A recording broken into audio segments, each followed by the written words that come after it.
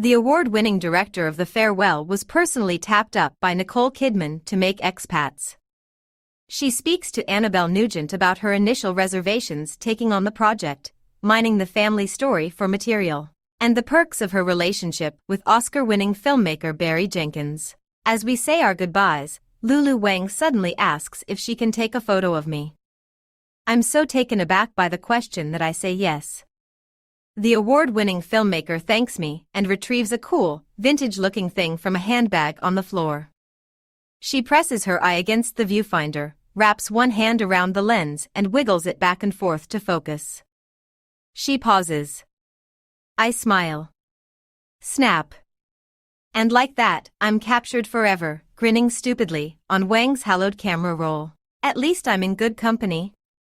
The last person to have been lensed by Wang was Nicole Kidman. In fact, it was Kidman who approached the 40-year-old director to make her new Amazon TV series Expats after having seen The Farewell, Wang's autobiographical two-tone tale about her grandmother's terminal illness, which earned 2 Golden Globe nominations and a BAFTA nod in 2020. Wang is still wrapping her head around it. When my dad met Nicole on set, I thought to myself, this is a very interesting moment in my life right now. She laughs. But dressed in a sharply tailored suit, a black turtleneck and violet-hued spectacles, Wang certainly looks the part of a Hollywood director. When a show starts with a missing child, where does it go? Typically, on a manhunt led by a hardy, bend-the-rules detective working through his own trauma on the side. Wang's Expats goes a different route. Based on Janice Y.K. Lee's novel The Expatriates, the series explores the quietly devastating aftermath of a tragedy that brings the lives of 3 women, Margaret, Kidman, Mercy, Ji Young-yu, and Hillary, Soraya Blue, crashing into one another, a collision that sends shards flying straight into the privileged bubble of expatriate life in Hong Kong. Wang had reservations about taking on the series. Firstly, I'm not from Hong Kong and I don't live in Hong Kong, though I am an expat, says Wang, who moved from Beijing to Florida when she was 6 years old. Secondly, as a Chinese immigrant going to Hong Kong, am I an immigrant? Am I an expat? What am I there? And it was important to me to portray a world of Hong Kong that was outside that bubble. She wasn't sure Kidman or Amazon felt the same. Plus, following up on something so successful as The Farewell is a tall order, I suggest. I think I was more daunted by the idea of working with someone as renowned as Nicole. She says. Not only because of the respect she carries for Kidman as an actor, but because questions of artistic integrity inevitably come into play when working with a star of her stature, a gravitational force onto herself. You know, how do I make sure that I'm maintaining my voice when we come from such different backgrounds? Wang says. In the end, are we going to be able to find a common language and see things through one lens to make this piece, even though we come from different worlds? Happily, the answer turned out to be yes. All those elements Wang hadn't been sure Kidman or Amazon would let her explore were signed off. The linchpin of the series is a 96-minute episode that focuses on the lives of the foreign domestic helpers who feature in the margins of the source material. She chose this installment, which arrives midway through the series and barely features any of the main characters, to be shown at screenings.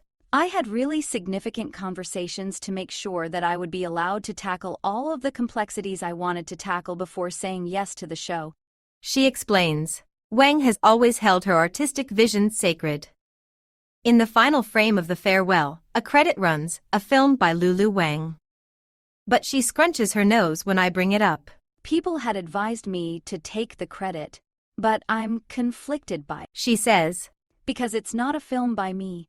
It's a film by a collective, but more often than not in this industry, when you set that precedent, you're treated differently, you're given more freedom, you're seen as an auteur for lack of a better word.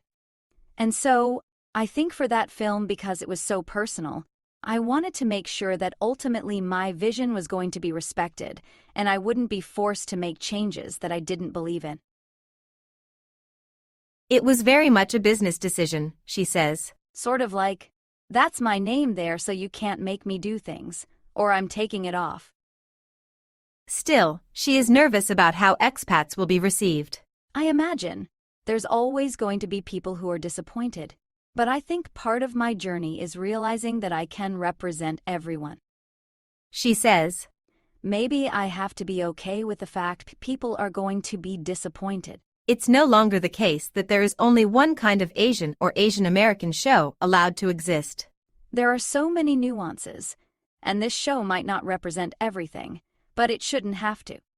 Other people should go and tell the stories they don't feel are represented. Wang was born in Beijing, where her mother worked as the culture editor of the Beijing Literary Gazette, a now-defunct magazine a bit like The New Yorker, and her father was a diplomat to the Soviet Union. They moved to Miami when Wang was 6 years old, around the time of the Tiananmen Square protest. Wang fought to set expats 4 years later than the events of the book so that she could include the political movements of the city. I wanted to be able to capture the spirit of Hong Kong and what the city has been fighting for. On her family's move to the States, Wang calls it the classic immigrant tale. It was that very typical thing of people who had huge careers and identities that they left behind to wait tables and work at a J.C. Penney. She says, the move came no easier to her. You know, you're the weird Chinese kid and you get bullied for your language and your food. All those things, she says, shrugging it off. I'm hoping things are changing and kids have a greater understanding of different cultures. But kids are mean. I think they're always going to find something to bully someone about. Before Wang was a director of high-profile TV shows and Golden Globe-nominated films, she was a director of legal reels, which, she explains, are day-in-the-life videos made by a plaintiff's attorney to help argue their client's case. You just talk to them, says Wang. Oftentimes, it would be a medical or malpractice case, or some kind of injury case that had a significant impact on their life, whether that was losing a limb or the fact they couldn't work. Once, Wang interviewed the young children of a man who became severely depressed as a result of an injury. He was their father, and he couldn't play baseball with them anymore. She says, you want them to be as vulnerable and open as possible. And I think the reason I was so good at it was because I wasn't a lawyer coming in wearing a suit and tie talking about numbers. I'd just ask them, tell me your story. It was a very heavy, she says, exhaling a puff of air theatrically. Her job now may be more glamorous, but it isn't without its struggles, too. Luckily, she has someone at home to lean on. She and Oscar-winning Moonlight director Barry Jenkins have been together since 2018. They live together in New York with their dog, Chansey. We used to keep things really separate, very church and state, but now more and more we support each other in that way. She says, it does help a lot to be able to ask him, has this happened to you or am I being gaslit? And to have a different perspective, especially a male perspective, on the business side of. Wang has found herself in a period of reflection. She was 36 when The Farewell came out, the same age her mother was when they moved to the U.S. I think about that a lot. She says, the idea of starting over at that age, moving to a place where you don't speak a single word of the language to be treated like an outsider. She and her mom have spoken about it at length. This mirroring of our lives at the exact age of 36. They're currently in the process of writing a book together. And my dad is doing a podcast with the New York Times. She adds, laughing. We're clearly mining the family story. Will she dip her toe back into autobiographical waters? I don't know that I have many more interesting stories. She says, but reconsiders, maybe something about her parents. As they get older, I think about their lives a lot, and about me being able to hold on to them. She pauses for a moment. I want to make sure that I ask them the questions that I want to ask. Expats is available to watch on Prime Video from January 26th.